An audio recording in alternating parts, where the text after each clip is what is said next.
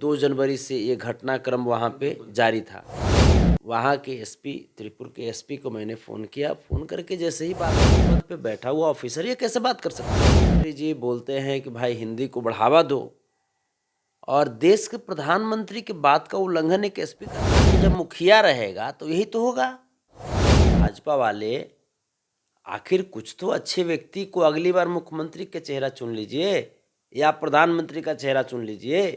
जाहिल लोगों को आप मुख्यमंत्री और प्रधानमंत्री का चेहरा चुन लेते हैं तो यही तो होगा।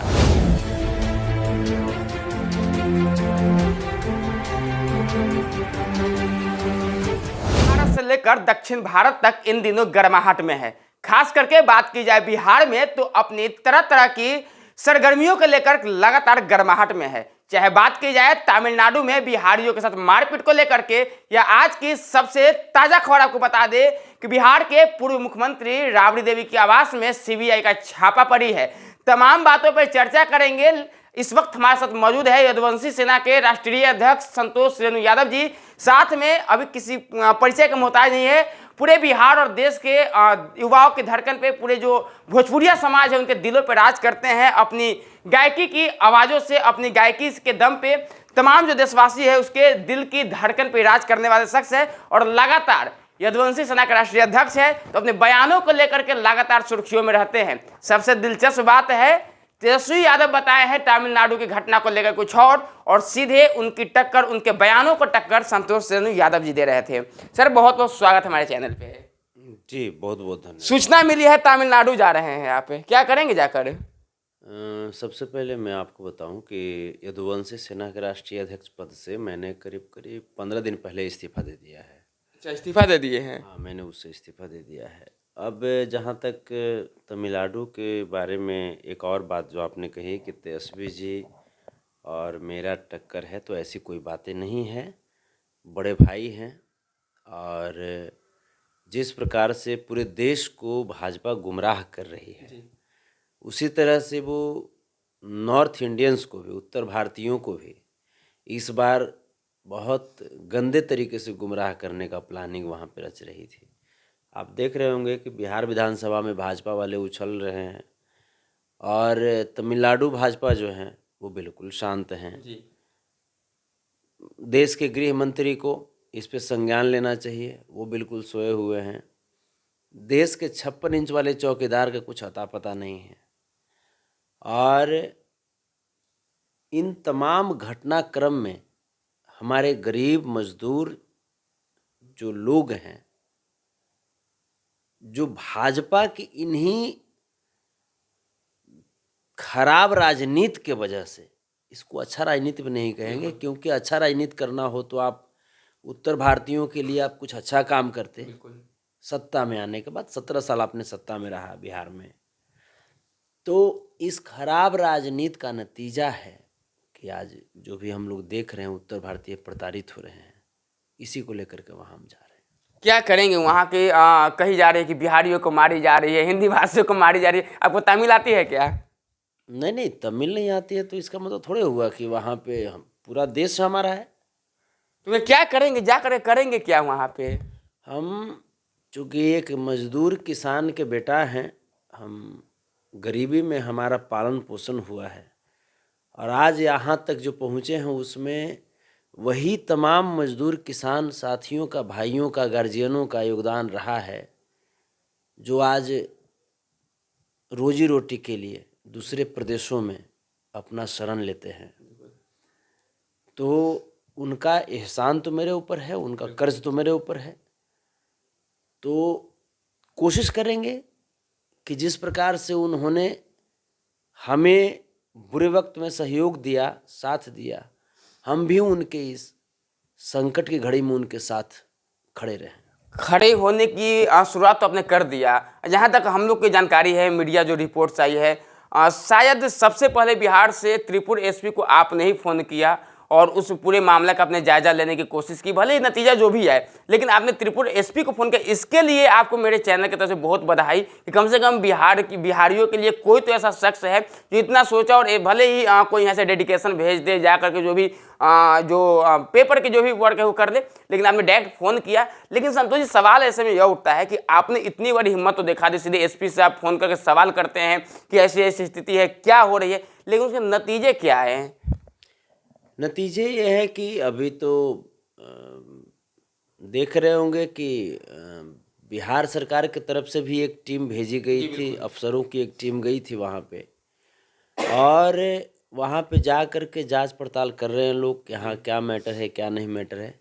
लेकिन सबसे जो बड़ी बात है कि इस मामले को कम से कम एक आवाज़ मिली, बिल्कुल, इस मामले को एक मजबूती मिली कि लोग आज कम से कम खुल करके इसके बारे में बात कर रहे हैं, वरना ये करीब करीब 2 जनवरी से ये घटनाक्रम वहाँ पे जारी था।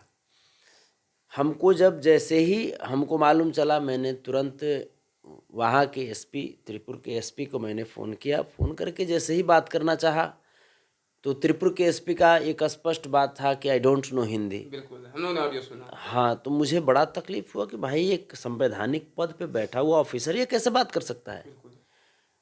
एक तरफ हमारे देश के प्रधानमंत्री जी बोलते हैं कि भाई हिंदी को बढ़ावा दो, और देश के प्रधानमंत्री की बात का उल्लंघन एक एसपी कर रहा है। ये मुझे बड़ा ताज्जुब हुआ। फिर मैं तमाम पहलुओं पे धीरे धीरे ध्यान दिया, और मैंने अपना संपर्क जो भी हमारे तमिलनाडु में उत्तर भारतीय, चाहे वो उत्तर प्रदेश के हों, चाहे वो बिहार के हों, झारखंड के हों या मध्य प्रदेश, तमाम जगह के जो लोग थे, मैंने उनसे संपर्क साधना शुरू किया। तो कुछ चीज़ें बहुत ज़्यादा दर्दनाक भी आई, कुछ चीज़ें ये भी हुआ कि नहीं भैया जितना है नहीं उससे ज़्यादा अफवाह है, ऐसी बातें भी आई। फिर हमको लगा कि भाई देश का खुफिया विभाग क्या कर रहा है। भाई प्रधानमंत्री जी जब वोट का टाइम आता है तब तो कहते हैं कि हमें तो गंगा मैया ने बुलाया है, बनारस पहुंच जाते हैं, और जब रोजगार की बात आती है, जब उत्तर भारतीयों के हितों की रक्षा की बात आती है, तो बिल्कुल चुपचाप हो जाते हैं। ये कौन सी राजनीति है, ये कौन सी शासन व्यवस्था है? हमें वही देखना था।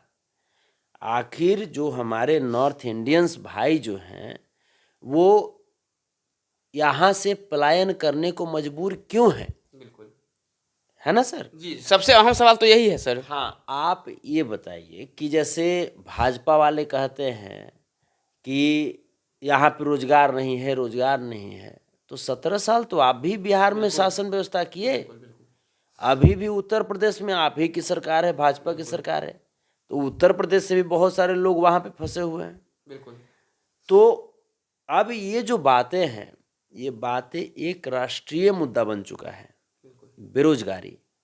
ये बेरोजगारी का ऐसा आलम है, चुनाव के समय तो भाजपा वाले आकर के बोल दिए, मोदी जी बोल दिए कि हर साल 2 करोड़ को सरकारी नौकरी देंगे। उनके हिसाब से अगर ऐसा देते रहते तब तो आज 10 साल में 20 करोड़ लोगों को नौकरी हो चुका होता सरकारी। लेकिन सरकारी नौकरी देने के जगह पर उन्होंने कहा कि अब आत्मनिर्भर बनो, पकौड़ा तलो, चाय बेचो। यही देश के प्रधानमंत्री का स्टेटमेंट है। और जो सरकारी नौकरी का प्रावधान सरकारी संस्थानों में है, ऐसा बाबा साहब भीमराव अम्बेडकर ने संविधान में लिखा है। अब भाजपा वाले देखे, भाजपा वाले तो आरक्षण विरोधी हैं, भाजपा वाले देखे कि सरकारी संस्थान रहेगा तब आरक्षण के तहत सरकारी नौकरी में ये लोग हिस्सेदारी ले लेगा। ये क्या किए कि सरकारी संस्थान को प्राइवेट करना शुरू कर दिए। रेलवे, एयरलाइंस, बैंकिंग, गेल, भेल, सेल, तमाम LIC, मैंने सबको प्राइवेट करना इन्होंने शुरू किया, ताकि सरकारी संस्थान में ना आरक्षण के आधार पर नौकरी लीजिएगा, प्राइवेट में तो नहीं मांग पाइएगा। अच्छा संतोष जी, एक बात आपसे, बहुत अहम सवाल है। अभी आपने पलायन की बात कही है, ये सवाल इसके लपेटे में हर बार पूरे बिहार रहती है, आज से नहीं वर्षों से आप भी सुन रहे होंगे। बिहारी कभी महाराष्ट्र में शिकार हो जाता है, कभी दिल्ली में हो जाता है, कभी गुजरात में हो जाता है, अभी तमिल में हो गया है। तो आखिर बिहारी को पलायन रोकने के लिए आखिर कोई ना कोई ठोस कदम तो उठाना ही पड़ेगा।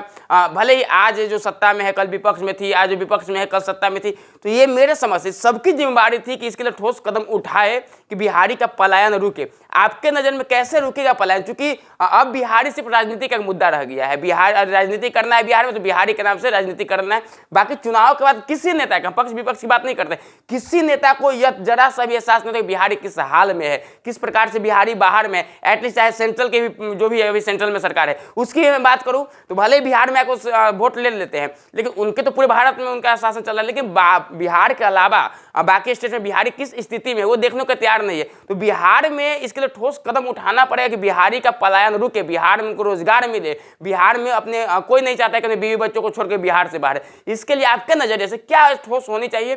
चूंकि ये सवाल इसलिए आपसे किए हैं कि त्रिपुर मामला में आपके बयान के बाद इसमें एक रफ्तार आ गई है, हो सकता है इसमें आपके बयान के बाद सरकार सोचने पर मजबूर हो जाए। सबसे पहले देश की जो लोकतांत्रिक व्यवस्था है उस व्यवस्था के अनुसार हम लोग जो देश के मुखिया को चुनते हैं वो योग्य और शिक्षित होना चाहिए। वो अनपढ़ जाहिल गंवार टाइप का व्यक्ति जो धर्म के आधार पे, जाति के आधार पे देश को गुमराह करने का काम करे, इस टाइप के व्यक्ति को आप देश के प्रधानमंत्री के रूप में चुन लीजिए। सीधे आप मोदी जी को बोल रहे हैं? हाँ, बोल रहे हैं। आप इस टाइप के व्यक्ति को आप प्रधानमंत्री के रूप में चुन लीजिएगा, तब तो देश तरक्की करने से रहा। फिर आपको उसके लिए मनमोहन सिंह जैसे तेज तर्रार विद्वान व्यक्ति चाहिए। आप देखिए मनमोहन सिंह और नरेंद्र मोदी जी में अंतर क्या है वो देखिए। नरेंद्र मोदी जी की भारतवर्ष को आप देखिए और मनमोहन सिंह जी के भारतवर्ष को देखिए। उस समय की भारत की अर्थव्यवस्था को देखिए और आज की भारत की अर्थव्यवस्था को देखिए। ये अपने आप को जो प्रधानमंत्री कहें कि हमारा 56 इंच का सीना है, क्या सीना नाप करके प्रधानमंत्री बनाओगे? क्या सीना नपौल करोगे प्रधानमंत्री बनाने के लिए? इस तरह का घटिया बयानबाजी करने वाले लोग को हम लोग प्रधानमंत्री चुन लेते हैं। आप बताइए, ये मुख्यमंत्री जाहिल जपाट पाखंडी उत्तर प्रदेश के मुख्यमंत्री योगी आदित्यनाथ जी ये बोलते हैं कि भारत को हिंदू राष्ट्र बनाएंगे। अरे कैसे बनाओगे? संविधान जो हमारा पवित्र ग्रंथ है उसमें भारत धर्मनिरपेक्ष राष्ट्र है, सर्वधर्म संपन्न और सर्वधर्म की पूजा होती है यहाँ पे। ये हमारी विशेषता है। यूनिटी इन डाइवर्सिटी, अनेकता में एकता, ये हमारी आइडेंटिफिकेशन है, ये हमारी पहचान है। फिर तुम किस बिहाफ में आकर के बोलते हो कि हम भारत को हिंदू राष्ट्र बनाएंगे?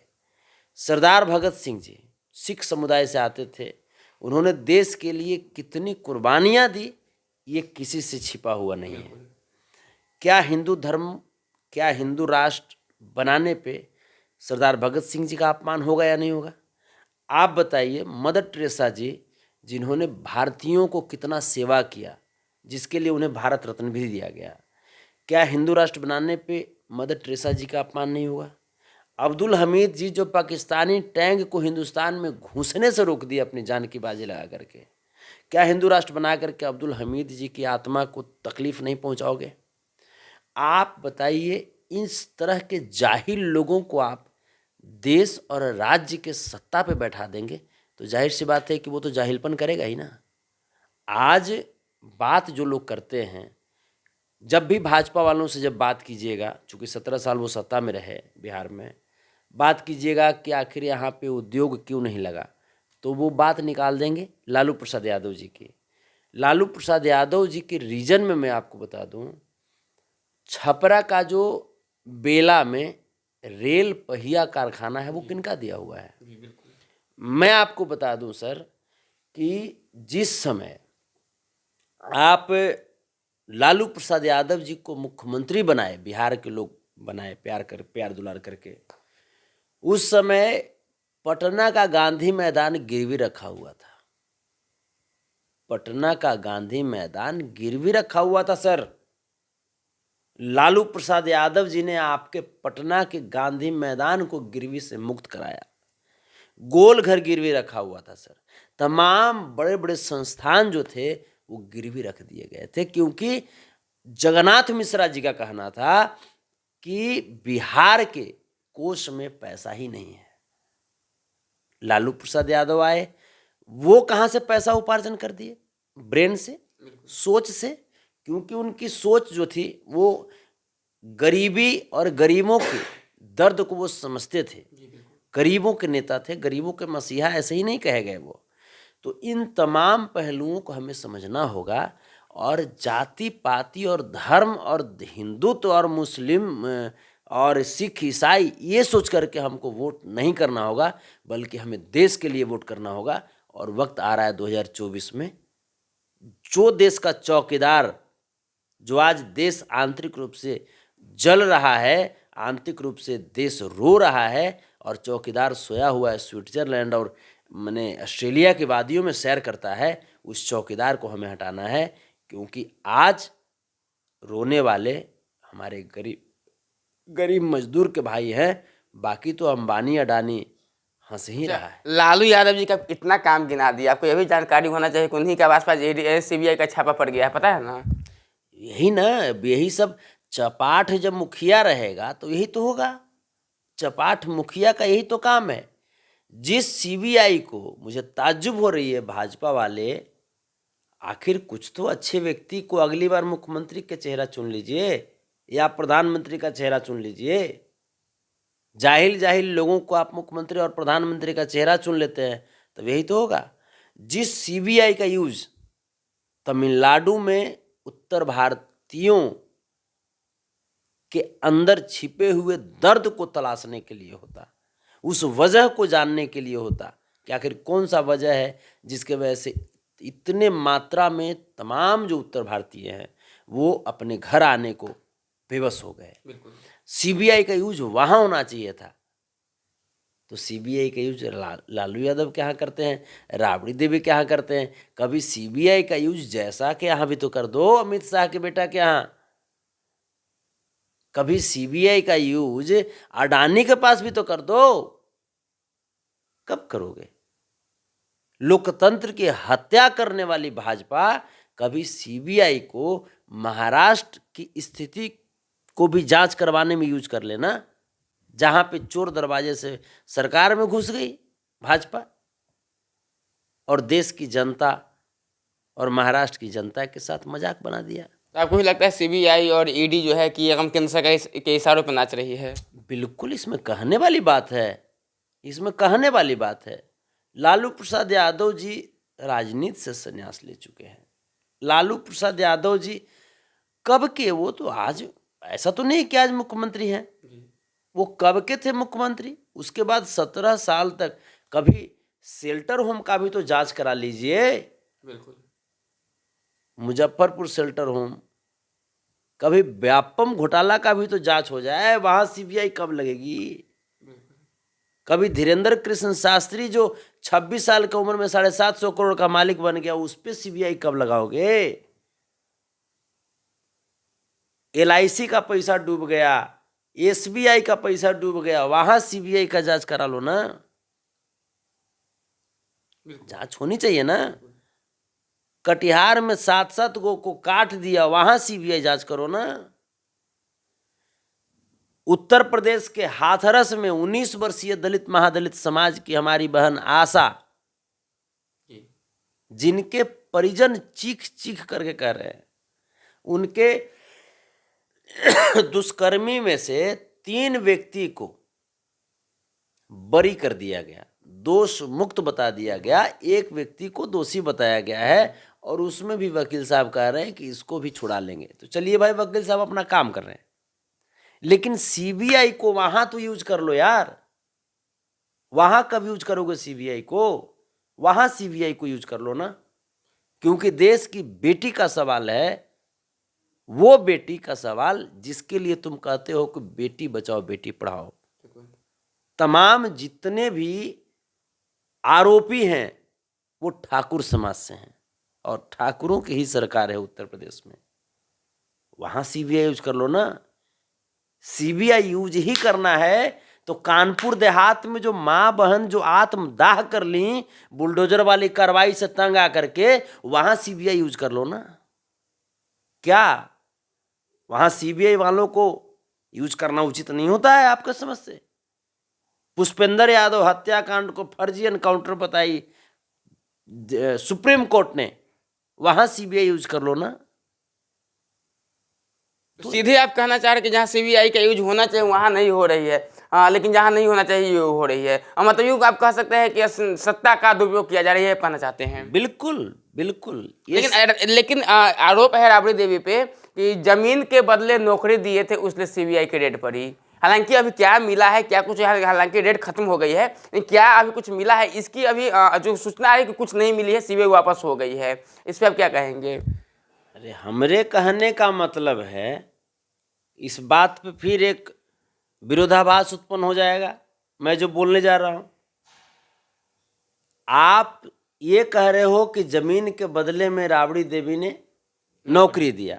अरे भाई नौकरी तो दिया ना रे चपाट कहीं का, भाजपा वालों, कम से कम नौकरी तो दिया ना अगला। तुम तो नौकरी खा गए यार, तुम तो नौकरी खा रहे हो, जमीन भी हड़प रहे हो, नौकरी भी खा रहे हो। अयोध्या में जाकर के देख लीजिए कितने किसानों का जमीन हड़प लिया गया और उसके बदले उनको उचित मुआवजा नहीं दिया गया। वो तो कम से कम ठीक है, तुम्हारा ही बात अगर मान ले भाजपा वालों, तो नौकरी मिल तो गया ना।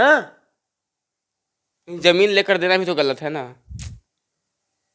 वो सुप्रीम कोर्ट हो रहा है, जो आरोप लगे उसको सर बता रहे हैं। तो इसके लिए सुप्रीम कोर्ट न देखेंगे? बिल्कुल। जब जब चुनाव आता है तब तभी सब होगा। जब जब चुनाव आएगा तो हो जाएगा ये सब। व्यापम घोटाला में काहे नहीं?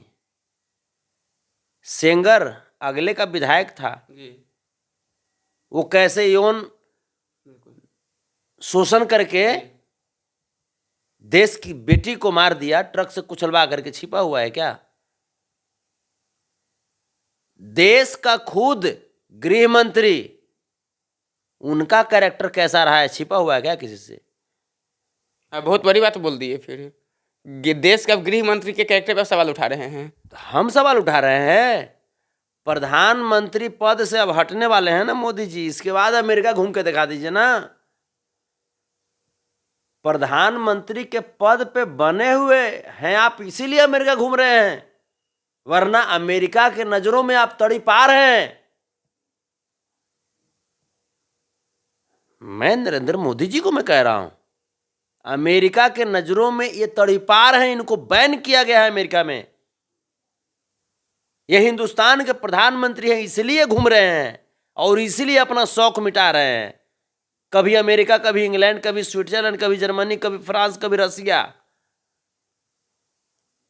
वरना इनको नो एंट्री है तमाम देशों में। बतौर नरेंद्र मोदी नो एंट्री है और भारत के प्रधानमंत्री के रूप में ये पूरे देश में जा रहे हैं। बिल्कुल, क्योंकि भारत का प्रधानमंत्री होना एक संवैधानिक पद है, तो इस पद के नाते ये घूम रहे हैं। नहीं तो इनके ऊपर जिस प्रकार से संगीन धब्बा लगा हुआ है इनके कैरेक्टर के ऊपर, इनको बैन किया गया है। अमेरिका में नहीं घूम सकते हैं, ये जा नहीं सकते वहां पे। अच्छा संतोष जी, एक बात बताइए, आप अब थोड़ा सा सवाल को हम उड़ते हैं। आप यदुवंशियों की शान मानने जाते हैं। जब यदुवंशी सेना आप चलाते थे, जब राष्ट्रीय अध्यक्ष थे, तो पूरे बिहार के जो यादव समाज उसके आपके पीछे कम जी जान लगा के अभी भी है। लेकिन ऐसे में सवाल यह उठता है कि आपने यदुवंशी सेना के राष्ट्रीय अध्यक्ष के पद क्यों छोड़ा, ये हम जानना चाहते हैं। जैसे एक्चुअली मेरे ऊपर पप्पू यादव जी के द्वारा व्यक्तिगत हमला किया जाने लगा और मेरे बहाने मेरे कंधे पे एक तरह से हम कहें तो बंदूक रख करके तेज जी और तेजस्वी जी को ये लोग टारगेट करने लगे। तो मैं कभी अपने आप को नेगेटिव जरिया बनाना उचित नहीं समझा और मैं बाबा साहब भीमराव अम्बेडकर के लिखित संविधान से अधिकार प्राप्त किया हूँ, उनके विचारों से, और परम आदरणीय श्री लालू प्रसाद यादव जी के सिद्धांतों पर चलने वाला व्यक्ति हूँ और मैं सिद्धांतवादी हूँ। तो हमने इसीलिए कहा कि, और उन्होंने अपमानित शब्द कहा था, यादव सेना, यादवी सेना, ऐसे कुछ, जबकि उनको मालूम है कि यदुवंशी सेना। तो फिर मुझे लगा कि ये उचित नहीं है हमारे रहते भर में इस पद पे और कोई संगठन को अपमानित कर दे। और चूंकि वो गार्जियन है हमारे लिए, पप्पू यादव जी कल भी पिता तुल्य थे, आज भी हैं और आजीवन रहेंगे। भले उनको जो लग जाए मन में, वो जो आपके नजर में हमेशा उनका सम्मान रहेगा, हमेशा ताउम्र सम्मान। चलिए, आप तमिलनाडु से आइए, वहाँ घूम करके फिर आपसे हम बात करेंगे, वहाँ की जायजा की स्थिति आपके माध्यम से जानेंगे।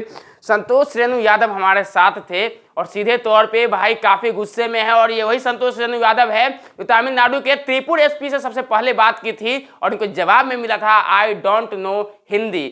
यानी कि वहाँ के एसपी साहब हिंदी नहीं जानते हैं, लेकिन उनको पता होना चाहिए भारत की राष्ट्रभाषा हिंदी है, और जब राष्ट्रभाषा नहीं जानते हैं तो खैर वो दूसरी बात है। लेकिन आज लालू आवास यानी कि बिहार के पूर्व मुख्यमंत्री राबड़ी आवास पे आज सीबीआई का छापा पड़ा है, तो इनका सीधा आरोप है कि सीबीआई का उपयोग जहां होना चाहिए था वहां नहीं हो रही है, लेकिन सरकार की कठपुतली बन चुकी है सीबीआई। इसके साथ साथ बड़ी आरोप लगाया है देश के गृह मंत्री, देश के प्रधानमंत्री पे, उनके कैरेक्टर पे सवाल उठाया है इन्होंने। लेकिन देखना दिलचस्प होगा, ये तमिलनाडु जा रहे हैं, बिहारियों के दुख दर्द में सम्मिलित होने जा रहे हैं, बिहारियों के अधिकार की लड़ाई लड़ने जा रहे हैं। जब ये तमिलनाडु से आएंगे तो वहां की स्थिति हम सीधे इनसे जानेंगे, क्योंकि वास्तविकता जो वहां ग्राउंड की बातें हैं वो अभी कैमरा पे निकल करके नहीं आ रही है। जो वीडियो वायरल हो रही है उसी के अनुसार यहाँ पे तरह तरह के बातें बनाई जा रही है। लेकिन जब संतोष रेणु यादव जब आएंगे तमिलनाडु से तो इनसे जानेंगे कि वहां की वास्तविक स्थिति कैसी है। चलिए, फिलहाल तमाम खबर के लिए बने रहे 3 नेशनल न्यूज नेटवर्क के साथ। पटना से सहयोगी राजीव के साथ विकास कुमार।